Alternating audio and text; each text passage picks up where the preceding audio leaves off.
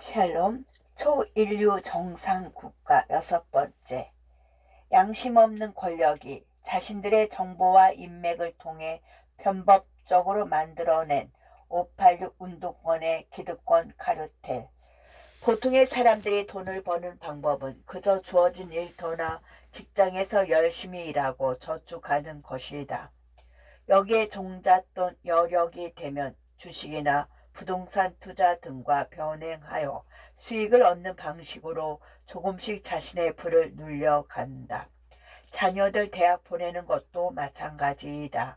열심히 공부하는 자녀를 위해 어렵게 뒷바라지하면서 학교, 학원 드나드는 내 아들, 딸들이 자신보다 더 나은 미래와 마주하기를 간절히 바랄 뿐이다. 이러한 부의 증가나 자녀 교육은 지극히 상식적이자 법적으로도 전혀 문제될 것이 없다. 적어도 대부분의 국민들은 이 보편의 상식에 따라 양심적으로 돈을 벌고 자녀 교육을 한다는 것이다. 문제는 사람이 먼저 달을 외쳤던 현 정권의 상징 인물들이 자신들의 탐욕을 실현하기 위해 권력을 철저히 도구적으로 사용한다는 것이다. 지금 이 순간에도 하루하루를 성실하게 살아가는 일반 국민들과의 삶과는 너무나 다른 운동권, 권력 카르텔이 가지고 있는 특별 정보와 인적 네트워크로 만들어진 탐욕의 재테크 정치와 그와 연결된 다양한 이권은 이미 일상화되어 버렸다. 조국의 내 자식이 먼저 다와 이상직의 이스타 부실 황제 경험만 보더라도 진부의 양심 실종은 더욱 적나라하게 드러난다. 조국 자녀 입시 비리는 거짓과 권력이 결합되어 나타난 우리 시대 최고의 위선 중 하나이다. 긴 말할 필요 없이 아주 간단하게 조국 안의 정경심 씨의 1심 판결 결과만 보더라도 한때 진보의 아이콘을 자처했던 조국 부부의 내 자식이 먼저다라는 철학이 적나라하게 드러난다. 단국대학교 논문 제1 저자 및 인턴 경력 조작, 공주대학교 논문 초록 저자 및 인턴 경력 조작, 서울대학교 법학전문대학원 허위 인턴, 아쿠아 필리스 호텔 허위 인턴, KST 인턴 경력 조작, 동양대학교 어학연구원 봉사활동 조작, 동양대학교 최성해 총장 표창장 조작, 동양대학교 보조연구원 활동 조작. 남들은 의학전문대학원에 진학하기 위해 치열한 경쟁을 거치면서 의사가 되지만 어느덧 귀족 진보의 내 자식 특권층 만들기는 단순 교육 과열을 넘어 하나의 범죄 행위로까지 발전되어 버렸다. 일반적인 집안에서 어떻게 내 자식을 주요 대학교 논문 제1 저자로 세울 수 있을 것이며 서울대학교 법학전문대학원 같은 기관에서 그리 쉽게 인턴 이력을 얻어낼 수 있단 말인가. 누구는 피땀 흘려가면서 학교에서 내신과 학생부 종합 전형 챙기고 수능까지 열심히 준비해 가면서 공부하고 있는데 조국 딸 같은 경우는 너무나 쉽고 불공평하게 의사가 되어 버린다. 이런 세상은 결국 우리 사회 내 새로운 불공정의 시작이고 붕어, 가재, 개는 도랑 밖으로 나올 수 없는 세상이다. 조국의 위선은 사실상 문재인 정권의 공정 붕괴를 단적으로 보여준다. 단순히 개인적 수준의 일탈과 타락을 넘어 그런 양심 부재의 인물에게 청와대 민정과 대한민국 법무부를 맡겼다는 것 자체가 이 정권의 도덕적 수준과 잣대를 여실히 드러내고 있음을 짐작할 수 있다. 무엇보다 진실이 세상에 드러났음에도 끝까지 변명과 외면으로 상황을 인정하지 않는 태도는 정치적 진영을 떠나 한 인간으로서의 양심을 완전히 저버린 것이다. 더 착잡한 것은 양심의 실종이 조국 전 법무부 장관을 넘어 사법부 수장인 김명수 대법원장의 거짓말로까지 이어진다는 것이다. 사법부의 독립성 훼손을 따지기 전에 대한민국 법치를 대표하는 대법원장이 공개적인 거짓말을 한다는 것은 그야말로 상식 파괴이다. 버젓한 녹취 증거물이 제시되기 전까지 우리나라 대법원장은 고위 법관의 사태를 둘러싼 진실 게임에서 끝까지 오리발을 내민 채 상황을 모면하는 데 급급했다. 적어도 법관은 자신이 맡는 업무에 대해서 거짓을 말해서는 안 된다. 상식적인 문제이기보다 법원 스스로가 그런 거짓을 입 밖으로 내뱉는 순간 더 이상 그는 법관이라는 정체성을 가질 수 없기 때문이다. 가장 심각한 것은 상권 분립의 원칙이 너무나 맥없이 무너져 버렸다는 점이다.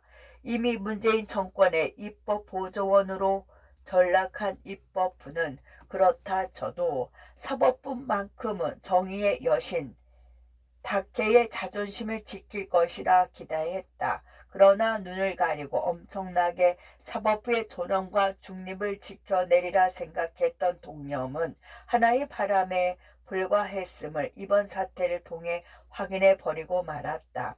대법원장은 정권과 집권 여당의 눈치를 보면서 법관 탄핵에 필요한 제물로 같은 법원 내 고위 법관을 선택했고 이로 말미암아 DK의 눈가리개는 땅에 떨어졌다. 아이러니한 것은 11년 전 조국 전 법무부 장관이 DK에 울고 있다라는 내용의 칼럼을 언론에 실었다는 것인데 그의 어록이 그를 몸담고 있는 문재인 정부 내에서 실현된 것은 그만큼 대한민국 법치가 코미디로 전락했다는 것을 의미한다.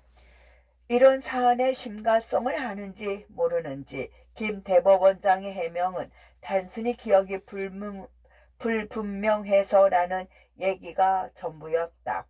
신뢰라는 가치를 스스로 무너뜨린 것이 대법원장 자신임에도 불구하고 결국 끝까지 정권의 사법부 하수인을 자처한 채 버티게 들어갔으니 이 정도 되면 물 염치가 이 정권 핵심 권력자들에게 아로새겨진 유전자가 아닌가 싶을 정도이다. 셀프 정의는 사법부를 넘어 위선적 반일 비즈니스로 얼룩진 민주당의 윤미향과도 직결된다. 대한민국은 35년간의 일제강점기로 인한 상처와 후유증이 현재까지 남아있는 국가이다. 문제는 우리 정치가 이런 국민의 아픔을 위로하고 회복시켜 주기보다 현재까지도 그것을 정치적 이해관계나 선동도구로 사용한다는 점이다. 윤미향의 경우가 대표적이다. 민족사 가장 아픈 상처 중 하나인 위안부 문제 해결사를 자처했던 정의연, 정의기여연대의 충격적 민낯은 이용수 할머니의 용기 있는 폭로를 통해 여실히 드러났다. 지난 30년 동안 일본군 위안부 피해자이신 할머니들의 상처를 돕겠다며 함께했던 도움의 손길들을 알고 보니 철저히 도구적 차원에서 접근했던 것이었다. 실제로 이용수 할머니는 폭로 기자회견 중 윤미향을 비롯한 운영진들이 자신들을 이용하고 학생들까지 고생시킬 뿐만 아니라 본인들을 도구로 사용했으며 이로 인해 불면의 밤을 보내고 있음을 언급했다. 정작 이런 할머니의 용기 있는 폭로에 대해 정 의원은 평소 그들이 지키겠다고 맹세했던 이용수 할머니를 즉각 공격하기 시작했고 심신이 취약한 상태로 기억이 왜곡된 해프닝에 불과하다며 발뺌에 나섰다. 진정성을 망각한 시민단체의 수단적 형태가 보란듯이 세상에 드러났음에도 불구하고 민주당 지도부는 윤미향에게 일시적 당원권 정지 처분을 내림으로써 다시 한번 일본군 위안부 피해 할머니들에게 씻을 수 없는 상처를 입혔다. 무엇보다 마지막 여생을 보내고 계시는 이용수 할머니와 다른 피해 어르신들께서 하루빨리 상처로부터 회복되기를 간절히 바랄 뿐이다. 일제로부터 받으신 상처에 더해 위장 시민단체로 인해 두 번째 피해를 입으신 사연은 다시는 일어나서는 안 될 우리 시민사회의 숙제이다. 특히 정치권이야말로 진정성의 회복을 도모하고 진실이 밝혀지도록 끝까지 촉구해야 한다. 이스타 항공 사태, 사람이 먼저임을 외쳤으나 네 사람만 챙기는 이상식 황제 경영의 상징. 임금 체불과 대량 정리해고 등으로 얼룩진 이스타 항공 사태가 발생한 지 어느덧 1년이 넘었지만 무능하고 무책임한 황제 경영으로 인한 수천 명의 이스타 가족들의 고통은 지금도 현재 진행형이다. 그러나 회사의 명운과 함께 가야 할 이상직 창업주의 주가는 이와 정반대로 탄탄대로이다. 이상직은 문재인 정권 출범 이후 중소벤처기업진흥공단 이사장을 역임하는 데 이어 지난 2016년 낯선의 아픔을 딛고 재선 국회의원으로 여의도에 화려하게 복귀했다. 창업주의 삶은 시간이 지날수록 불패 신화를 이어나가고 있는 반면에 절대 다수의 이스타 임직원들은 인고의 세월을 보내고 있다. 본래 항공업은 최신 항공기 도입을 비롯하여 항공노선 개설과 공격적인 마케팅 등이 반영된 글로벌 미니 비즈니스다.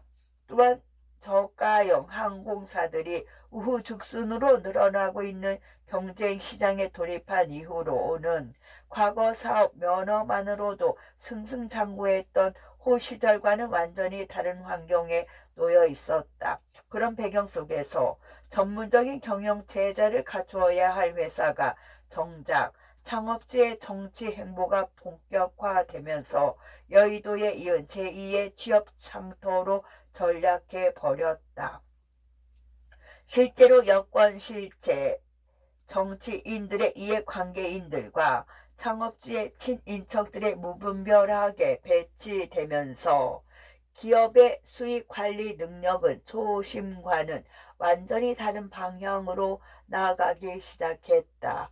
결국 이스타의 재무 구조는 그렇게 사업 초기부터 악화된 부실을 감당하지 못한 채 코로나19로 촉발된 불황을 이기지 못하고 마침내 몰락하고 말았다.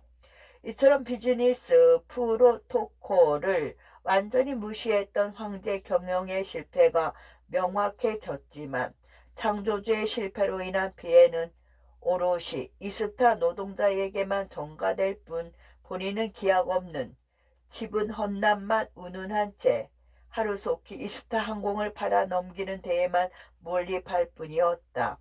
심지어는 그가 설립한 이스타 홀딩스는 편법 증여와 탈세 의혹동을 받고 있으며 해당 회사는 이상직 본인의 자녀 지분으로 단돈 3천만 원에 설립되어 단 2달 만에 100억 차입을 통해 이스타 항공 주식의 절대 과반을 지배하게 된다. 여전히 이스타의 투쟁은 이어지고 있다. 지난 27년차 베테랑 파일럿 출신은 박이삼 노도위원장이 어려운 싸움을 이어나가고 있는데 그는 창업도 이상직도 문제이지만 이 시에 탈당으로 셀프 면죄부로 수수방관하고 있는 민주당의 태도에 더 화가 난다고 고백했다.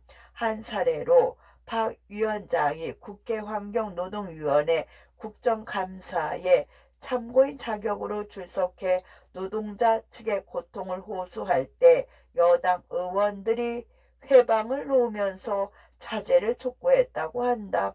내로남불의 기막힌 형태가 아닐 수 없다. 끝.